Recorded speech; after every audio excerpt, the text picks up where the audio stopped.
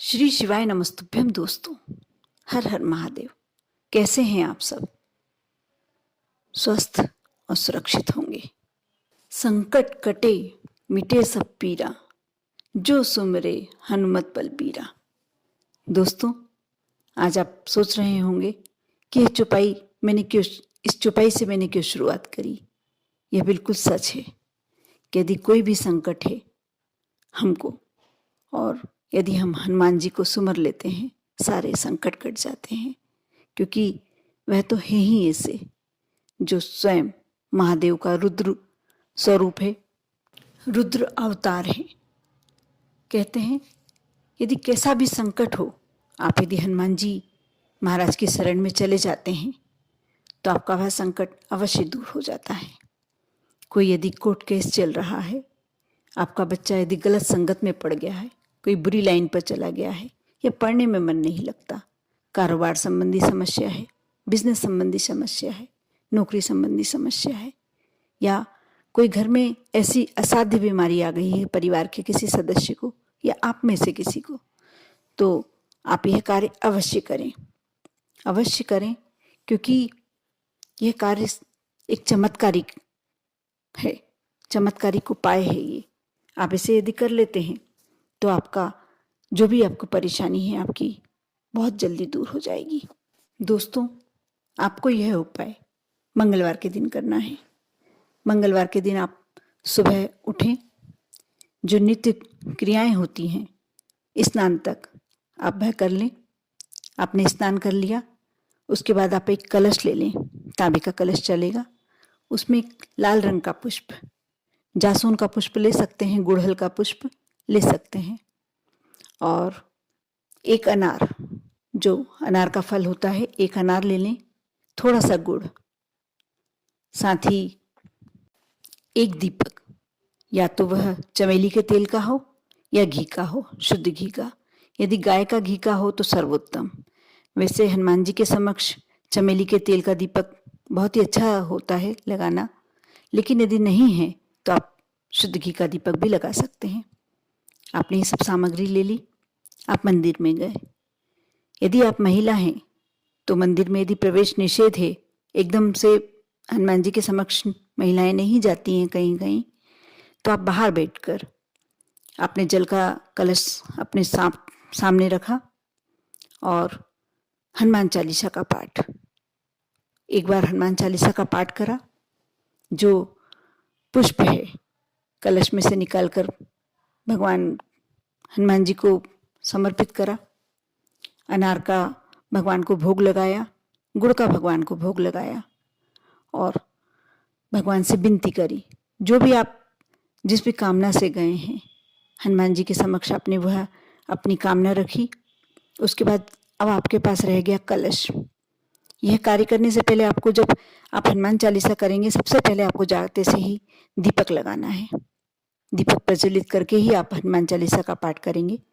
उसके बाद आप यदि पुरुष हैं तो आप तो स्वयं ही, जो हनुमान जी का हाथ ऊंचा जिस पे पर्वत रखा हुआ होता है, आपने कभी हमेशा मंदिर जाते ही होंगे, आपने देखा होगा अधिकतर हनुमान जी के मंदिर में वही वाली प्रतिमा होती है, जिसका एक हाथ, हनुमान जी का हमेशा एक हाथ ऊंचा रहता है प्रतिमा में, और उस पर एक पर्वत रखा होता है। यही मूर्ति हमेशा होती है। जो पर्वत पर से थोड़ा सा सिंदूर आप एक कागज में या कोई बर्तन में ले आए, और यदि आप महिला हैं तो पंडित जी से बोल दें, या कोई पुरुष वहाँ हो तो उनसे बोल दें, थोड़ा सा आपको वह सिंदूर निकाल के दे देंगे। और जो कलश का जल है, मंदिर प्रांगण में जो भी दिव्य वृक्ष हो, जो भी पवित्र वृक्ष हो, आप किसी को भी समर्पित कर सकते हैं। यदि पीपल का वृक्ष हो तो बहुत ही उत्तम होता है। ये जल समर्पित करके आप घर आ जाएं। आप घर आए, उसके बाद आपने जो मुख्य द्वार है आपका, उसके दोनों तरफ, मेन गेट के दोनों तरफ आपने छोटा छोटा सा स्वास्तिक, जो सिंदूर लेकर आए थे आप, उसे स्वास्तिक बना दें। और अब अंदर आए। अंदर आकर परिवार के जितने मेंबर जो आसानी से लगवा लें और जो स्नान कर चुके हैं उनको इस सिंदूर का तिलक लगा दें। और यदि आपका कोई कोर्ट में केस चल रहा है, उसकी फाइल पर भी आप अवश्य इससे तिलक लगाएं। आप अपने मस्तक पर लगा लें, और यदि आपके परिवार का कोई मेंबर बहुत ज़्यादा बीमार है, उसी कामना से आप गए थे, तो उसके मस्तक पर भी, चाहे वह स्नान नहीं भी किए हों तो चलेगा, उनके मस्तक पर भी थोड़ा सा तिलक लगा दें। अब आप, यदि आपके बच्चे आपकी नहीं सुनते हैं तो, और आप चाहें उनके मस्तक पर तिलक लगाना, वह नहीं लगवाना चाहते हैं, तो कोई बात नहीं। वह जहाँ सोते हैं, या यदि पढ़ने वाले बच्चे हैं तो आप उनके जिस टेबल पर पढ़ते हैं, वो पढ़ने वाला स्थान या सोने वाला सिरहाना, आप वहाँ लगा दें छोटा सा तिलक। बिना, ऐसी जगह लगाएं जहाँ दिखे ना, आप लगा दें। इसका बहुत ही पॉजिटिव रिजल्ट मिलने वाला है आपको। क्योंकि होता है, बच्चे मना कर देते हैं कि हम इन चीज़ों में विश्वास नहीं रखते, हम नहीं लगवाएंगे। तो आप ज़्यादा कोशिश भी ना करें। आप अपने आप, जब वह बच्चे वहाँ नहीं रहें, उस स्थान पर नहीं रहें, आप जाकर वहाँ तिलक ऐसी जगह पर लगा दें कि किसी को दिखे ना, और इसका एक अलग ही परिणाम आपको मिलने वाला है। जो भी उनके स्वभाव में दिखना, जल्दी ही आपको अंतर दिखाई देगा। आपको यह कार्य लगातार 11 मंगलवार करना है, बीच में स्किप नहीं करना। यदि आप महिला हैं, आपको प्रॉब्लम आ जाती है, आप उस समय अपने घर के किसी पुरुष से ये कार्य करवा सकते हैं, या घर के किसी बच्चे से ये कार्य करवा सकते हैं।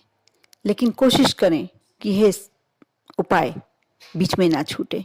यदि कोई नहीं करने को तैयार है, कोई बात नहीं, आगे बढ़ा दीजिए। उसके बाद जब आप फ्रेश हो जाएं, फ्री हो जाएं, तब करें आप यह उपाय। लेकिन करना आपको लगातार है 11 मंगलवार। दोस्तों, जो आप ये लगातार 11 मंगलवार हनुमान जी के समक्ष दीप लगाते हैं, भगवान को भोग चढ़ाते हैं, हनुमान चालीसा का पाठ करते हैं, अब जो ये कार्य कर रहे हैं, जो हनुमान जी के पहाड़ के ऊपर से जो पर्वत लेकर चल रहे हैं, उस पर से जो सिंदूर लाके अपने घर के मुख्य द्वार पर लगाते हैं, अपने घर के मेंबरों के मस्तक पर लगाते हैं, अपने सिर पर धारण करते हैं, यह मान लीजिए आप उसी समय से भगवान हनुमान स्वयं आपकी जो पहाड़ जैसी कठिनाइयाँ, पहाड़ जैसी समस्याएं, उन्हें सॉल्व करने का, उन समस्याओं को आपसे दूर करने का बीड़ा स्वयं उठा लेते हैं। आप ऐसा विश्वास और श्रद्धा के साथ कर देखें। यह अचूक उपाय है, चमत्कारी उपाय। आप करें और कर अपना जीवन सरल और सुगम बनाएं, औरों को बताएं। जो भी समस्या से ग्रस्त है, उनके साथ शेयर करें। आप पर और आपके पूरे परिवार पर भोलेनाथ की कृपा यूं ही बनी रहे। ओम नमः शिवाय।